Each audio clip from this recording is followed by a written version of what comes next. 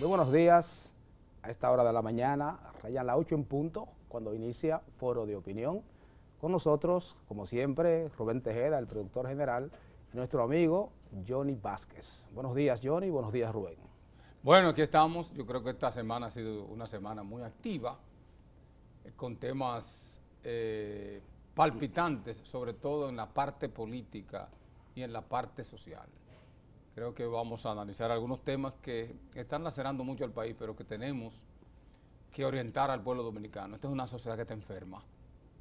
Entonces, está enferma por varias razones, pero voy a permitir que tú saludes a todo el pueblo. Sí, así es. Muchísimas gracias, Johnny y David, a todo el público que nos sigue cada mañana, cada sábado, a través de este programa Foro Opinión. Ciertamente hay una noticia de esta semana que debemos nosotros comentar a ustedes y convidar tanto a Johnny como a David para hacer lo propio. Y es el retracto que tuvo que hacer públicamente el senador de la provincia de Peravia, el señor Winston Guerrero. Todo ello a propósito de una acusación que se formuló el año del 2012 en el fragor de la campaña electoral, cuando se veía prácticamente siendo ya presidente el ingeniero Hipólito Mejía. Una acusación temeraria, alevosa, en el sentido de que supuestamente el expresidente de la República había viajado a México y de manera particular a juntarse con el reconocido narcotraficante hoy apresado, Chapo Guzmán, y que había ido a esa especie del cartel de Sinaloa. Una acusación que evidentemente tuvo sus repercusiones en el marco de la campaña. El expresidente Hipólito Mejía lo sometió a la justicia por difamación e injuria, y no fue hasta esta semana cuando un juez benigno le pidió que se retractara y que pidiera disculpa al expresidente Hipólito Mejía por no haber podido presentar la prueba. Esto llama la atención porque resulta ser que en medio de los procesos electorales salen a relucir, y en medio de la administración pública también salen a relucir acusaciones que pudieran no ser, poder ser sostenidas. Hay un caso, no digo que sea exactamente el mismo, pero el caso del MAX que están librando José Ramón Peralta, por ejemplo, ministro administrativo de la presidencia, y Leonardo Faña, jefe del Frente Agropecuario del Partido Revolucionario Moderno, con acusaciones muy fuertes en términos de tráfico de influencia en las importaciones de diferentes rubros en el país, que tiene que llegar a sus últimas consecuencias porque alguien miente. Pero esto que ha ocurrido con Winston Guerrero, que es un senador que ha estado permanentemente haciendo acusaciones, parece que acusaciones en el aire, que ha disfrutado del voto benigno de la provincia de Peravia, porque tiene varios años siendo el senador de esa provincia, es un hecho que tiene que llamar la atención, y por eso es que se requiere de alguna forma que los partidos políticos sean regulados. Esa ley de partidos, organizaciones políticas, ese régimen electoral, tiene que ser aprobado en el Congreso, porque estas son acciones, diría yo, que perversas. No es posible que un elemento que ostenta la posición de senador de la República se dé el lujo de hacer acusaciones tan temerarias y transcurrido el tiempo no haya podido demostrar la acusación. Mira. Uno se pregunta, Johnny, David, ¿cuánto voto le costó eso a Hipólito Mejía? ¿Quién paga la consecuencia de eso? Rubén. Y debo decir que Hipólito Mejía ha sido un hombre muy benigno, porque permitió aceptar eso y no hizo un poco más lejos. Pero la Suprema Corte de Justicia de este país parece ser una gran basura, porque la prolongación en el tiempo de ese caso es el producto de los niveles de tráfico de influencia y los ejes del poder. Qué pena me da que la clase política de mi país se maneje así. Mira, Rubén, lo que pasa es que en el fragor de la campaña electoral, la que hemos tenido, aquí se han contratado gente y se han traído supuestos asesores y no plantean cuestiones técnicas de investigación plantean chismes. Y este es el caso de Joao, que es el más reciente, contratado para diseñar una campaña y hundir a Leonel Fernández.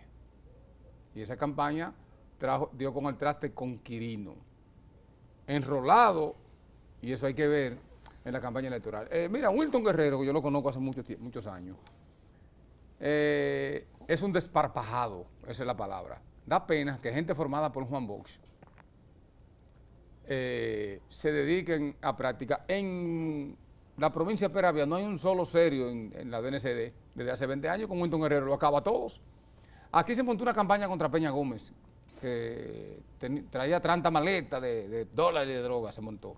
Con Jacobo Magluto dice quítate, incluso los propios PRDistas, porque la práctica de denostar a figuras importantes de la vida pública no es desde ahora. Ahora, ¿qué pasa?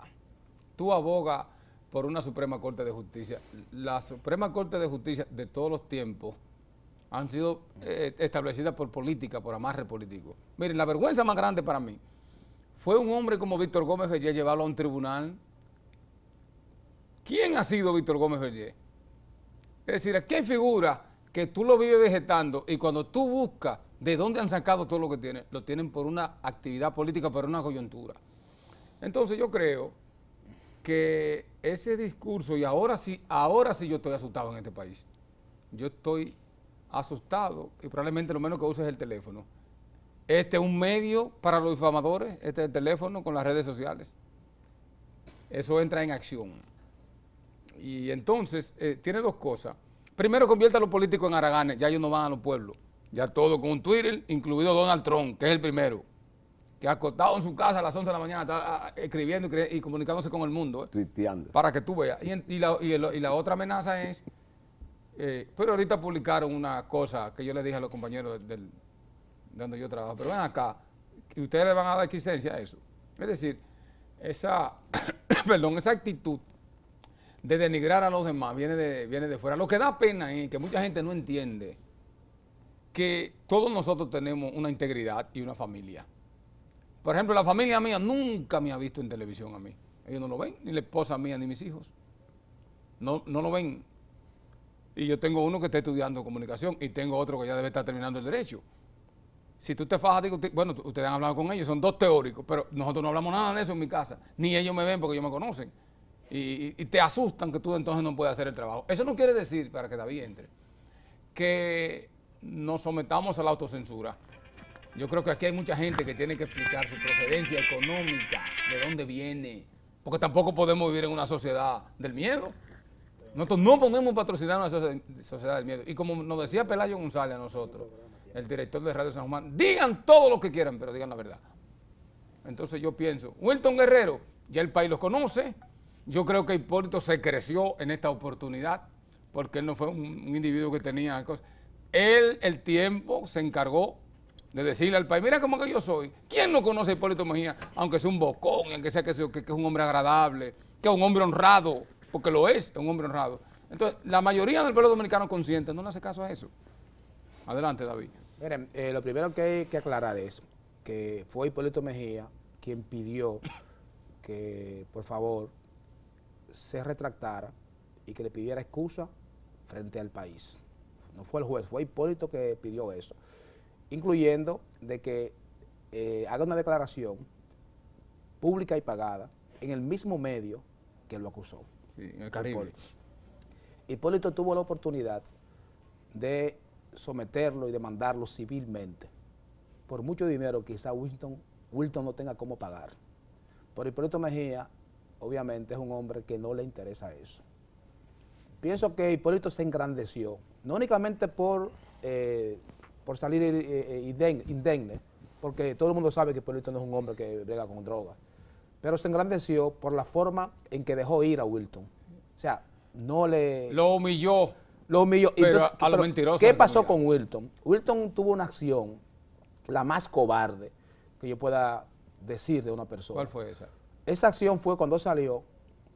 Entonces usted se excusa, le preguntaron los comunicadores, los medios. Lo voy a pensar. Y él dijo, yo me remito al documento que escribió su abogado. Pero era miedo que O tenía. sea, es un hombre que no es capaz, señoras y señores, de decirle al país, señores, excúsenme, yo realmente me equivoqué.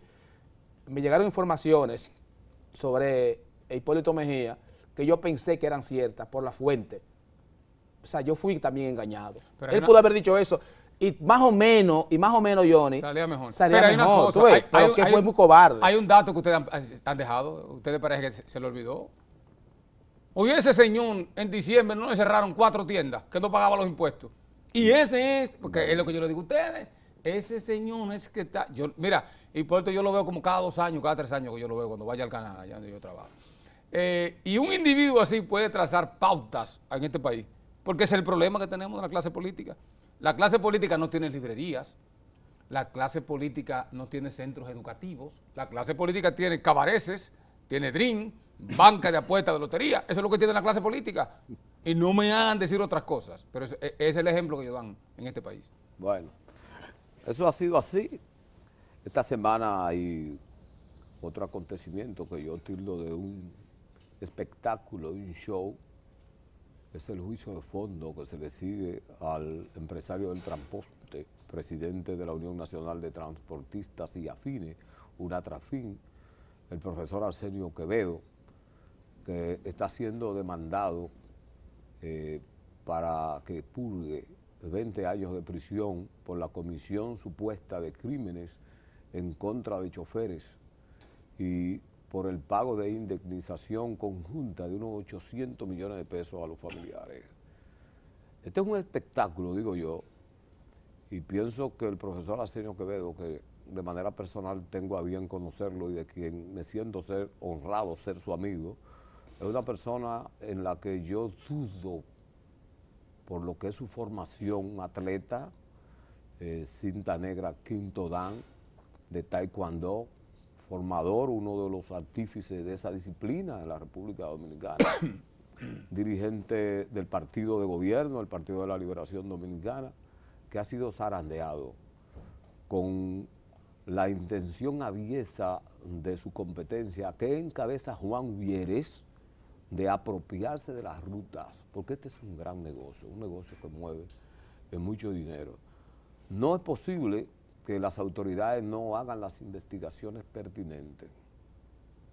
Yo no soy juez, yo no soy fiscal, lamento los hechos de sangre que han ocurrido en el país, pero me permito públicamente dudar que Arsenio Quevedo haya tenido que ver con un hecho tan abominable como un crimen, alevoso por demás. De manera que este espectáculo que se está haciendo montado, que le va a salir caro, dicho sea de paso, al partido de gobierno, al Partido de la Liberación Dominicana, porque si en este país ha habido alguien que ha frenado los desenfrenos de la clase choferil cuando han querido hacer aumento, cuando han establecido paso y huelga sorpresa, paro sorpresa, afectando a toda la ciudadanía, cuando han querido hacer aumentos del pasaje, si hay alguien que ha frenado eso, se ha llamado Arsenio Quevedo. Yo, la verdad es que no entiendo al partido de gobierno, parece que se han endiosado, se han aburguesado de una manera tal que no le importa ya ni siquiera su propia militancia. Lo que pasa, Rubén. Pero me parece que se está cometiendo un abuso de lesa patria contra ese ciudadano. Ojalá que eso lo puedan demostrar, sobre todo la fiscal del distrito, Jenny Berenice, que tiene una especie de encono con este caso.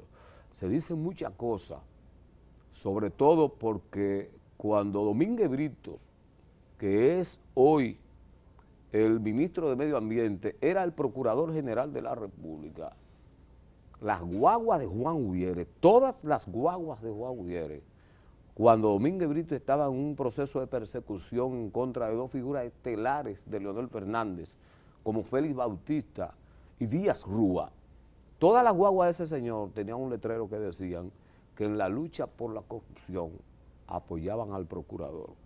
Ironía de la vida, la competencia en ruta son entre UNATRAFIN y FENATRAL, de manera tal que ahí se cuecen muchas habas. Yo no sé qué, pero evidentemente que eso no ha sido gratuito. No, pero eso no está por ahí. Y lo quiero dejar ahí. Te voy a decir dónde está el problema. Es un negocio de mucho dinero. Mire dónde está, claro. De mucho dinero. Miren dónde está el problema. Los hoy empresarios del transporte son gente que mueve muchos millones de pesos. ¿Qué es lo que pasa?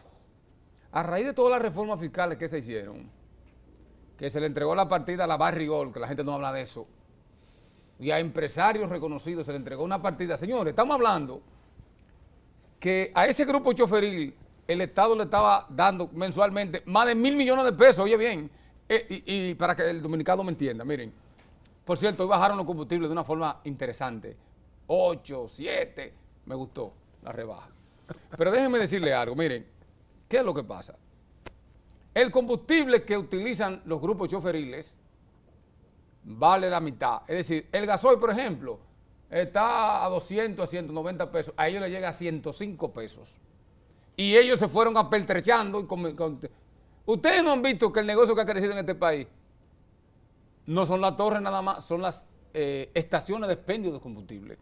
Porque ahí hay un gran negocio. Entonces, hay una rivalidad entre los grupos choferiles tradicionales. Antonio Marte, que él, yo digo que es el más serio de todo, y el que le ha dado un criterio más diferente empresarial. Está Juan Oviedo de Fenatrano y está Arsenio Quevedo de una Trafín. Arsenio Quevedo sale y es una amenaza para esos grupos, porque él llegó de San Juan. Acuérdense que la primera parada que se hizo moderna en San Juan, que fue Danilo cuando era secretario de la presidencia, se inauguró ahí en San Juan, ¿tú te acuerdas? Sí. Ese domingo en la mañana.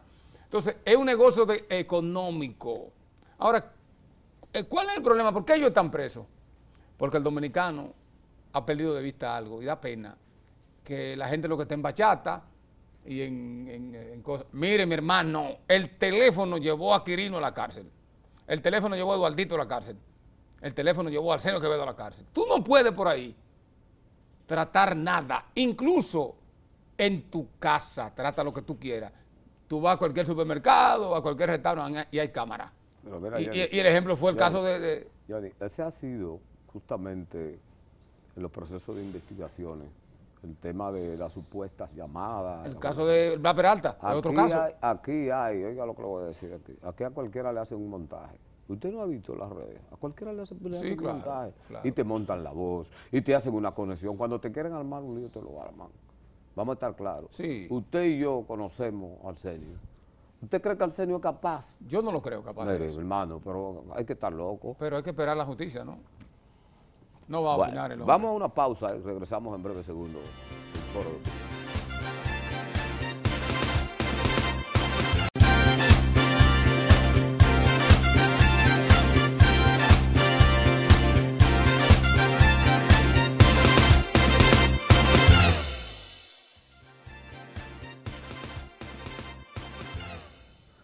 Bien, señores, estamos de regreso en Foro de Opinión. Esta semana, uno de los barrios más populosos de la capital ha estremecido como hacía tiempo no se veía. El sector de Pantoja se levantó, movilizó sus fuerzas sociales y vino una represión cruenta por parte de la policía. Esta gente reclamando calles, acueductos, instalaciones deportivas, en fin, por ahí hace falta de todo. Introduzco este tema porque resulta que el municipio más grande territorialmente hablando de la República Dominicana, que es el municipio de Las Matas de Farfán, la provincia de San Juan, está pasando por una situación insoportable. Deterioro de su calle, toda su calle, no hay una sola calle que sirva. Los caminos vecinales impenetrables. No hay agua potable. La gente de la Mata de Farfán tiene que estar disponiendo de 100, 200 pesos todos los días para comprar agua en botellones, para asearse, para hacer las cosas que se hacen con el agua en una casa, hasta para lavar. El municipio de la Mata de Farfán. El hospital lo inició este gobierno, una remodelación, y eso va a paso de tortuga, no ve la forma de que se concluya el hospital de la Mata de Farfán. Y el mercado, eso es una mugre total por toda parte. Esto hay que advertírselo al gobierno y a las autoridades, porque mañana, cuando el pueblo de las Matas de Farfán se levante en un paro, en huelga, viene la represión de la policía. Yo me pregunto, ¿para qué estamos votando por diputados y senadores? No ha de entenderse que esa representación en el Congreso, cuando llegue el presupuesto, es para que esos legisladores saquen la cara en beneficio de su provincia, ¿Dónde están las partidas del presupuesto, tanto para Pantojas como para el municipio de Las Matas de Farfán, para darle salida a los problemas de años que tiene esa comunidad? La población tiene que reflexionar con el tema del voto y dejar de volver a votar por toda esta gente que no los representa. Rubén, aquí hay una deuda social acumulada por décadas. Joaquín Balaguer, que se mantenía inaugurando obras los jueves, y pese a todas sus cosas en los primeros 12 años, en la segunda parte de su vida política, permitía una rueda de prensa los jueves después de una inauguración. Ese ritmo lo ha superado Danilo Medina inaugurando obras casi diario. Danilo Medina duró los pasados 4 años inaugurando escuelas, canales, puentes, y además, no olvidemos, yo no soy por quien defender eso, no olvidemos que la República Dominicana fue golpeada por fenómenos naturales el pasado año, el caso de San Rafael de Yuna, el caso de Puerto Plata, Barahona y otras poblaciones fueron afectadas obras de infraestructura. ¿Qué es lo que pasa? En el caso de Pantoja, ahí hay una particularidad. 3 policías heridos a tiros. ¿Quién lo hirió? Los huelguistas que han perdido la noción de la protesta y se ha metido el tigueraje. 1, 2, no se le ocurra a usted. Mire, cuando usted va a viajar al interior, vaya y haga una oración en su casa de noche, porque si le echan mano a una huelga, le caen a piedra y le rompen el vehículo, hasta lo matan. Fíjense bien lo que significa una huelga. El lunes hay una protesta en Cambita. En Cambita están reclamando una carretera de 12 kilómetros de peso, 12 kilómetros de longitud. Y yo le digo a la gente, bueno, esa carretera tenía que costar de 5.000 a 6.000 millones de pesos, que usted no puede faltar 12 kilómetros de carretera. Tú te vas aquí a La Caleta, Boca Chica, Vallaguana, que tú te puedes ir a pie, y hay a esos sitios están aislados, no hay una política de obras públicas. Lo que hay es bulto de un ministro que quiere ser candidato. Eso es lo que pasa, ¿eh? Fíjense que los primeros pasados 4 años, él brilló. Incluso, sin ser ingeniero, implementó una política de gerencia. Y todo el mundo lo alabó. El primero fui yo, pero ya tiró el tiro. ¿Por qué? Porque él está acariciando. Ay, Danilo no va. No le vamos a dar paso a Leonel y yo voy a ser candidato por la figura que él tiene. Y tiene un equipo de periodistas trabajando ahí. Miren, la verdad es que parece que Obras Públicas, Rubén, con respecto al tema de Las Matas de Farfán y de Pantojas, se está concentrando mucho en la construcción de escuelas basada en el 4% de la educación y ha descuidado las obras públicas. Las obras que es responsabilidad de esa cartera. ¿De comunicación? Se ha descuidado. Entonces, se ve muy bonito, obviamente, la asistencia vial, una chulería. Se ve muy bonito cada vez que hay una escuela. Pero aquí en la capital, cada vez que hay una escuelita y se inaugura, van 2 ministros a esa escuelita. El de Educación y el de Obras Públicas. Educación pone los fondos y Obras Públicas la ha construido. Entonces, pienso... Ya pasó la OICOE. Pienso que el amigo, ¿verdad?, ministro de Obras Públicas, debe centrarse más en lo que son sus deberes. Sus deberes. Incluso, he dicho también, que la asistencia vial es buena, pero esos vehículos caros, la mayoría tienen seguro full. Y cuando se quedan en la carretera, pueden llamar a un seguro para que lo asista. Pero no, yo creo que el servicio es innovador. Pero es bueno, pero sí, pero tú no puedes quitar el presupuesto de una cartera. Déjame decirte una cosa, oye, millones, o sea, yo digo que es bueno. Pero él es ministro de Salud Pública, él hace hospital y arregla cosas. Te digo, y da el ministro de Obras Públicas es un todólogo, porque Danilo lo que te quiero decir a ti es Obras Públicas. Es que él debe centrarse más en la parte de obras públicas para que comunidades como Las Matas de Farfán, óyeme, yo la última vez y Hondo Valle el cercado, carretera no sirve.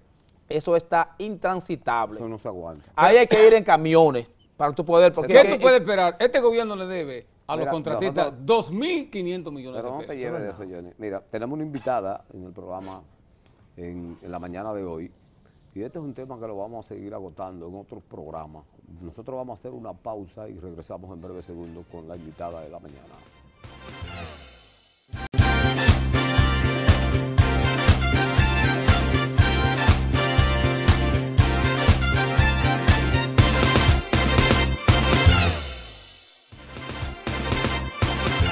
Continuamos con su programa, Foro de Opinión. En esta oportunidad tenemos la grata compañía de Dilia Martínez, quien es asesora financiera y personal y empresarial. De manera que es un gusto, Dilia, tenerte a ti. Buenos días. Buenos días, un placer estar aquí con ustedes. Qué bueno. Dilia, ¿qué te hace a ti, qué te impulsa a ti para tomar, ¿verdad?, este proyecto de asesoría financiera? Sí, bueno, te lo voy a resumir. Tú sabes que mucha gente, incluyéndome a mí hace un tiempo, gasta el dinero antes de planificar qué hacer con él. Y eso lo que genera con el tiempo es pobreza y problema económico e inestabilidad familiar. Entonces, buscando soluciones a través de la asesoría financiera personal y comercial, yo busco abogar por la salud financiera de la gente. Bien, entonces yo quisiera saber, quizás la gente se pregunte en sus casas, ¿cuál es tu background? O sea, ¿cómo es que tú llegas a presentarte a una empresa o a una persona que tenga algún tipo de dinero o haga dinero en su trabajo para asesorarla? ¿Qué te da a ti ese aval? Sí, mira, yo trabajé por más de 13 años en la banca dominicana y trabajaba con clientes, pymes, comerciales y personales de manera muy directa. Y durante todo ese tiempo yo veía que los problemas financieros de la gente eran situaciones de hábitos de consumo muy repetitivos. Entonces, trabajé también en administradoras de fondo de inversión y puestos de bolsa. Cuando cambié de la banca al puesto de bolsa y administradora de fondo de inversión, yo cambié de perspectiva, porque yo también era una consumidora compulsiva, por así decirlo, porque a veces queremos comprar y obtener los gustos antes de merecerlos. Yo cambié mi perspectiva y yo dije, wow, qué interesante sería llevarle a la gente la información de cómo hacer que su dinero se multiplique, cómo administrar su dinero correctamente en vez de gastarlo, para ir construyendo riqueza y estabilidad. Así es, pero ¿cuáles son los costos? Por ejemplo, para una empresa, para una microempresa, ¿verdad?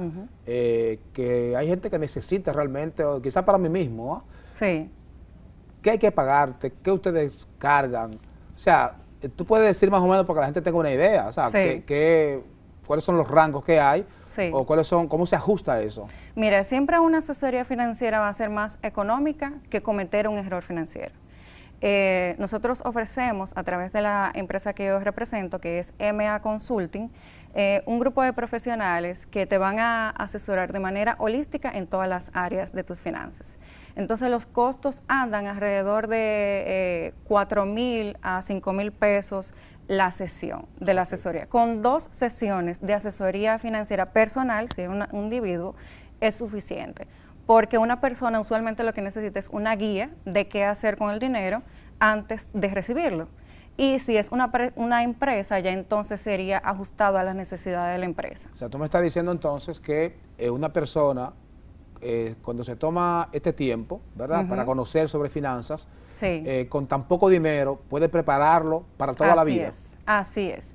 Sí, porque el problema de las finanzas es un tema de hábitos de consumo que nosotros venimos arrastrando de situaciones familiares o entramos al mercado laboral sin tener un plan de qué hacer con el dinero, para qué yo trabajo. Usualmente la gente hace eso, consigue un trabajo, comienza a generar dinero, ya es activamente productivo en el mercado y entonces tiene una familia, tiene los hijos, pero sin ninguna planificación. Entonces, cuando ya están las situaciones financieras, lo que hay que sentarse con un profesional, como si fuera un doctor. Cuando tú tienes un problema de salud, tú vas donde un médico y ese médico te va a orientar.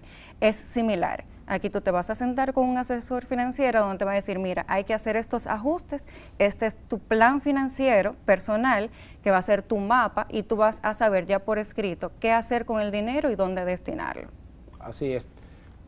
¿Cómo contactarlos a ustedes? ¿Dónde están las oficinas? Si hay algún teléfono que pueda darle, porque a la gente, yo estoy seguro que hay mucha gente, empezando por mí, porque a veces uno le entra el dinero, como tú bien señalas, y uno tiene ese plan. Ese plan, obviamente, uno sale uno hace los pagos puntuales, pero hay dinero siempre que sobra ahí, que a veces uno no sabe cómo usarlo, ¿verdad? Sí, y a veces no sobra, porque la gente, en las asesorías que yo he venido haciendo, la gente dice, mira, yo llevo mis finanzas muy organizadas, yo anoto todo.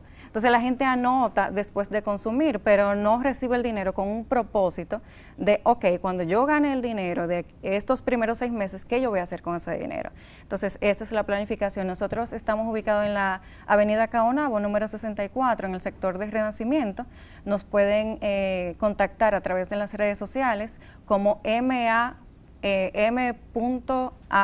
Consulting y MA Consulting en Facebook. ¿El teléfono? El teléfono es 809-769-9113. Ahí nos pueden contactar directamente. Nosotros tenemos en pantalla, ¿verdad? El nombre de la empresa y el número que ya he dado para que ustedes puedan anotarlo y puedan entonces acceder a esa asesoría financiera. Pues estamos a su orden. Pues muchísimas gracias. Pienso que ha sido todo, ¿verdad? Sí. Estamos a tu orden. Si quieres decirle algo al público antes de despedirte. Sí, claro. Yo vengo de una familia de escasos recursos y con el tiempo he ido construyendo mis ahorros, mis inversiones y estoy en una estabilidad financiera. Y yo entiendo que no es la cantidad de dinero que tú recibes diariamente lo que te puede llevar a una estabilidad, sino cómo tú lo administras ese dinero. Así que invito a toda la audiencia a que piense en su salud financiera y nos contacte. Bueno, muchísimas gracias. Gracias a ustedes por la sintonía. Vámonos a pausa. Gracias.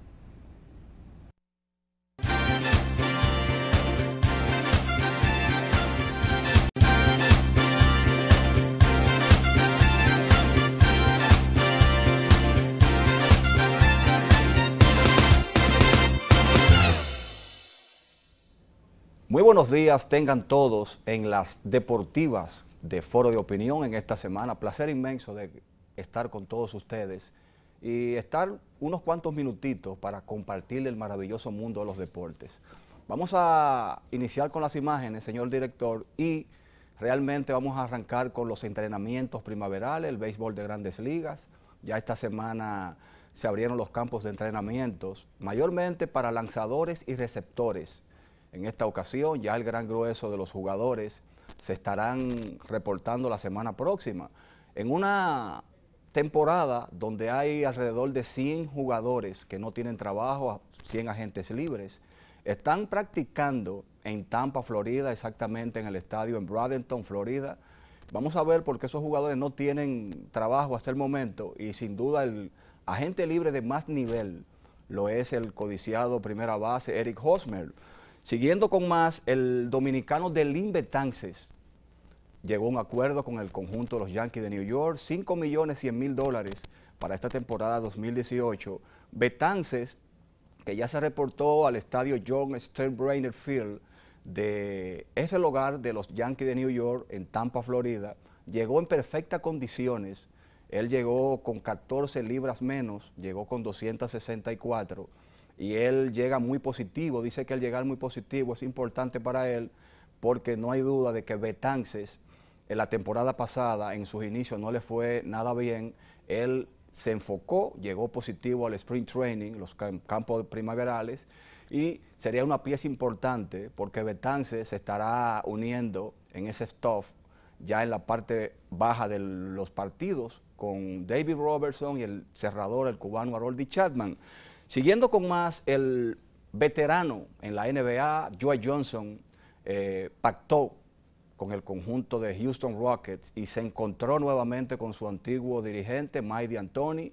El veterano Joe Johnson, ya de 36 años de edad y 16 temporadas en la NBA, promediando 16 puntos, 4 rebotes y 4 asistencias, estará fortaleciendo, le dará mucha profundidad al conjunto de Houston Rockets, que está en estos momentos liderando la conferencia oeste del baloncesto de la NBA, medio partido sobre el conjunto actual, los campeones Golden State Warriors, así que con 43-13 que tiene el conjunto de Houston, está comandando el oeste de la NBA.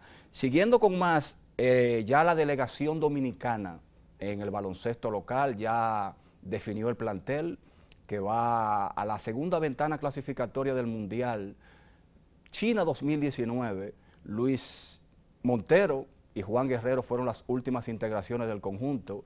Recuerden que en la pasada ventana en noviembre pasado en Santiago de los Caballeros, en la arena de los Calgo Baira. Fue la pasada ventana, el equipo nuestro salió invicto en esas dos presentaciones. Le ganó un primer encuentro a Bahamas y luego entonces le ganó al conjunto canadiense. Ya este equipo nuestro partirá el día 19 de este mes en curso rumbo a Nassau, Bahamas, para enfrentarse a Bahamas el día 22 a las 8 de la noche y entonces el domingo 25 se estará enfrentando a Islas Vírgenes. Todo esto es para preparar lo que es las ventanas clasificatorias de cara al Mundial de China 2019. Finalmente, con lo que son los deportes, vamos a decirle que se le presentó un proyecto a la Liga Dominicana. Luis Manuel Zorrilla presentó un proyecto ambicioso para la remodelación del Estadio Quisqueya Juan Marichal a un costo de unos 30 millones de dólares, que estaría duplicando la capacidad de fanáticos a 25,000 espectadores y unos 5,000 estacionamientos. El problema es de que, dice el presidente de la Liga, Vitelio Mejía, que se tiene en proyecto hacer la inversión de 8 millones de dólares nada más. Eso es prácticamente un remozamiento, no hacer el estadio completo. Y por esa razón, Major League Baseball, que tenía una terna para esta temporada 2018 para escenificar partidos de grandes ligas, no se va a poder hacer. La terna estaba entre Puerto Rico y también República Dominicana, pero ellos decidieron ya por irse con Puerto Rico en el Irán Bithorn, porque aquí las condiciones no están dadas para que se monte un evento de ese nivel. Así que Puerto Rico tendrá dos partidos en el Irán Bithorn, los Mellizos de Minnesota y los Piratas de Pittsburgh. Lamentablemente no hemos podido tener las 4 versiones del Clásico Mundial, no hemos podido tener una plaza, pero no se puede, como están las condiciones del Estadio Quisqueya Juan Marichal, y a eso agréguenle cómo fue tan destruido el asunto del siniestro y un sinnúmero de situaciones que se presentaron en el Estadio Quisqueya Juan Marichal. Ya con estas informaciones concluye las deportivas y a la vez concluye nuestro espacio Foro de Opinión. Nos estaremos reencontrando el próximo sábado a partir de las 8 de la mañana, en una entrega más de Foro de Opinión. Hasta entonces.